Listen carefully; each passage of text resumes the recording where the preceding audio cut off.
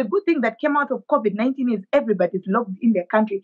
Before COVID-19, our politicians could go to China, access any, any kind of medical help they needed.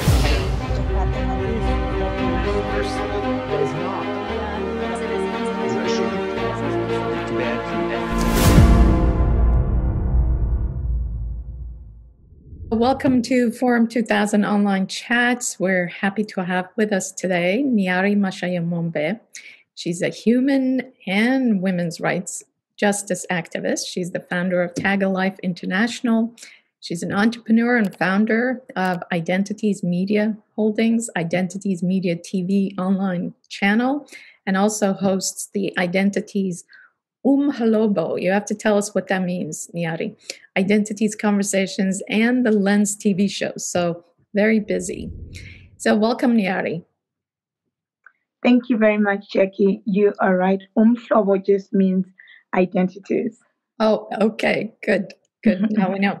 Okay, so just to get started, give us an overview of what is going on in Zimbabwe today. What are the critical social, political issues that are, of vital importance to social activists like yourself and women's rights?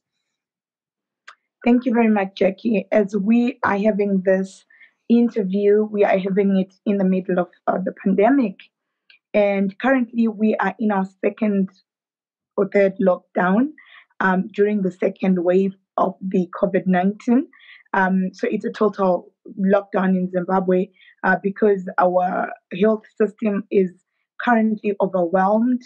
Compared to 2020 when COVID came and it seemed like it was less affecting Africa. Generally, there isn't adequate testing, and there's a reported 3% death rate of everybody who is testing COVID-19 positive.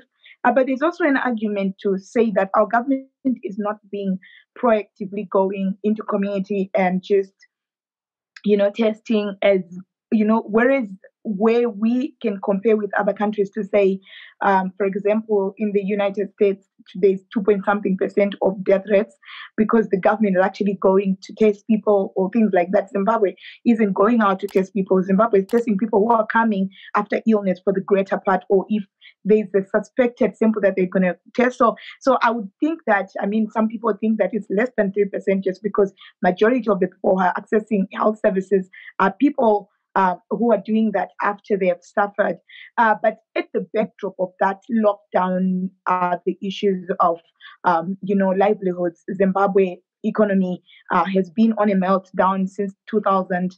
So it's now 21 years and there isn't much change that's been happening. And what that does, it's an erosion to the gains in human rights. And when we're looking at human rights, it's also very much, you gravitate towards looking at the impact on women, the impact on children, the impact on the youth, the impact on the most vulnerable in the community.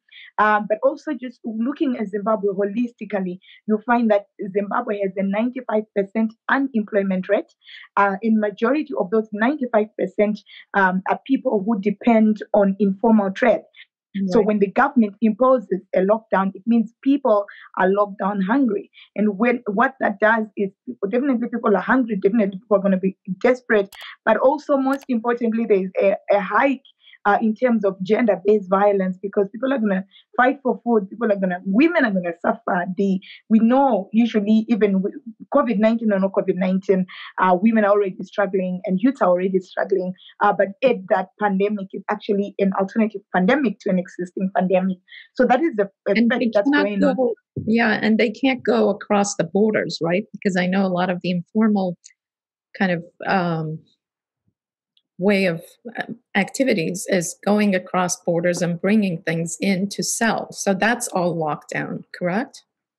Yes. So actually one of the interesting reasons why we had a hike in COVID-19 in Zimbabwe is that a lot of Zimbabweans, millions of people what Zimbabweans live in South Africa. And during the Christmas holidays, people came and there was a lot of border jumping, and the second wave had already hit South Africa. And our people, when they came here, I'm sure they brought it because there were fake certificates being brought in.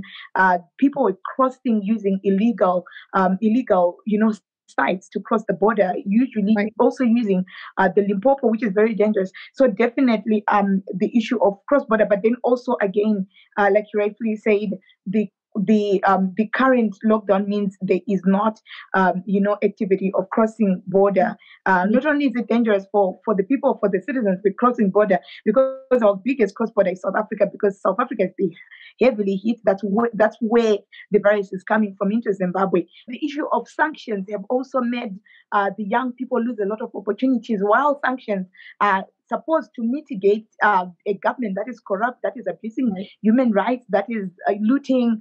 The practicality and reality of it is it's the people that suffer. Those who are targeted with the sanctions, they are living better lives. Well, the good thing that came out of COVID-19 is everybody's locked in their country.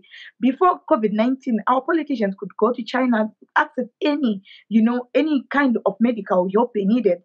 So they never felt the corruption. I mean, the sanctions against them, they never felt them. So it's making the youth and the communities suffer even more. So what are the levels of activism? What are you and Tali and other kind of women's rights groups doing to really offset some of the, gender-based violence, some of the unemployment issues, some of the COVID inequalities? Because again, lack of internet connection across the country, maybe only 1 or 2% are able to really enjoy connection or connectivity. So what are some of the issues that you're addressing, and what's the impact of such activism? What are the results? There's always been the politics of not accepting that we've got problems. And it was a first to really actually hear the government answer to say, in this lockdown with women's issues, especially the issue of gender-based violence, which is persistent because of lockdowns. And I think it was easy for the government to accept because the coronavirus is a global issue. And of course, as we are talking about an increase in gender-based violence, this is a global problem. Even the United Nations actually alluded to the fact that globally gender-based violence went up across the world.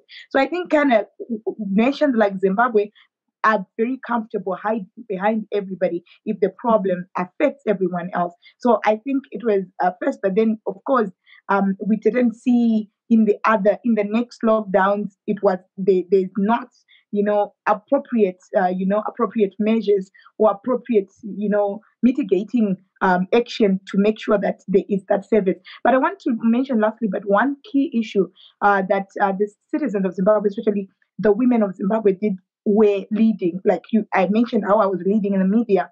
Mm-hmm. The Women's Coalition of Zimbabwe is a gathering or a network of all women in Zimbabwe. They were leading in distribution of information and advocacy and speaking out. So I think I really want to commend them, because women of Zimbabwe, usually women are not leading in terms of being the voice in a crisis. They're always regarded as a problem. But in this case, the women rose to the occasion. We're documenting our own stories. We're documenting the stories of our people.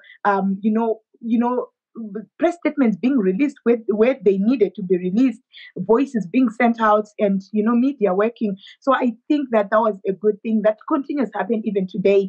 And also the government has deliberately released daily information, even though without it, because of resources, they're not able, as I alluded earlier on, to go and test as many people. But daily we get statistics of how many people died, how many people tested positive, how many people recovered. So I think those are some of the good things that were happening.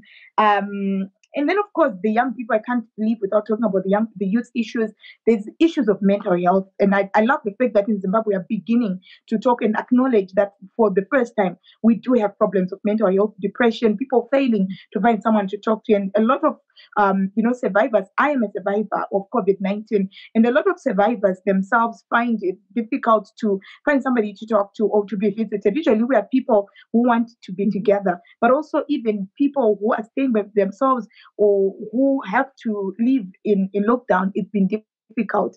Issues of mental health being alluded, but overall citizens that are restless, they keep the government on its toes. The use of Twitter. I mean, I want to mention, activists like Hope Chingono, who've been severally arrested for speaking out against corruption. We have a lot of citizens who've been doing well, even within their own capacities or as organizations. We've had actually Zimbabwean Lives Matter as a hashtag that drew global attention, including Hillary Clinton and some members of the Senate in the United States, including the United Kingdom, and celebrities across the country, across the world. So I think we've seen also the use of technology as Twitter, and they're using music now. There are many hashtags that are drawing attention to the Zimbabwe situation, and that is causing Zimbabwe to be on the agenda. And I think that is, commendable. And exactly something like the Forum 2000 inviting us as Zimbabweans to have a voice to its audience, to the global audience, is actually part of what us as citizens are doing in our connections, in our network, to keep our country on the agenda. That's great. That's great. Thank you, Nyari, for all your insight and your activism. Best of luck. Stay safe, and you too. Meet again.